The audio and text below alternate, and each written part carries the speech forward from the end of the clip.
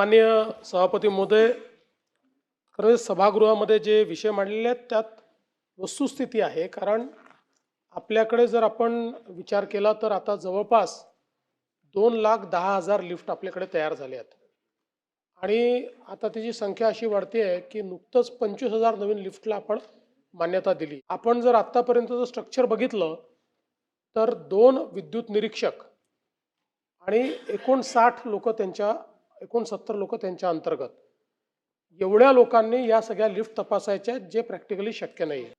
म्हणून आता याच्यामध्ये पहिल्यांदा तर आपण आपली संख्या वाढवतोय.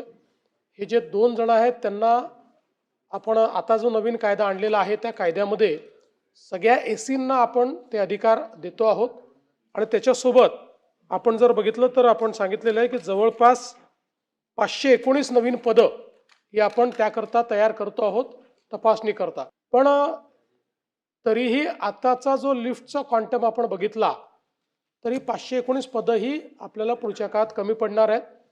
आणि म्हणून याच्यामध्ये जसं फायरमध्ये आता आपण बघितलं असेल मुंबईमध्ये आपण ॲक्रिडेटेड अशा प्रकारचे काही थर्ड पार्टी व्यवस्था उभ्या केलेल्या आहेत की ज्यांना त्या ठिकाणी जाऊन फायरचं ऑडिट करता येतं. तशा पद्धतीनं ॲक्रिडेटेड व्यवस्था देखील आपल्याला उभ्या कराव्या लागतील. आणि यासोबत शेवटी लिफ्टची तपासणी करायची म्हणजे काय, 3-4 गोष्टींची तपासणी करावी लागते. त्या गोष्टी बरोबर आहेत की नाही, त्याचं लाईफ किती आहे. त्याच्यामुळे याच्यामध्ये थोडं टेक्निकल मॅनपॉवर जर आपण उभं केलं किंवा व्यवस्था उभ्या केल्या तरी रेग्युलर तपासणी करून ते जे सर्टिफिकेट लिफ्टमध्ये लावायचं आहे की या दिवशी तपासणी झालेली आहे, ही तपासणी या दिवसापर्यंत व्हॅलिड आहे, अशा पद्धतीनं ती व्यवस्था आपल्याला नव्याने उभी करावी लागेल.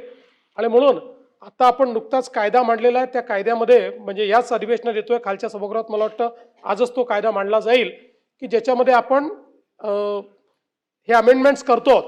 पण मी ज्यावेळेस संपूर्ण आढावा घेतला त्यावेळी मला असं वाटतं की भविष्यात यामध्ये अजूनही अमेंडमेंट्स करण्याची आवश्यकता पडेल ज्या वेगानं या लिफ्ट्स वाढता आहेत.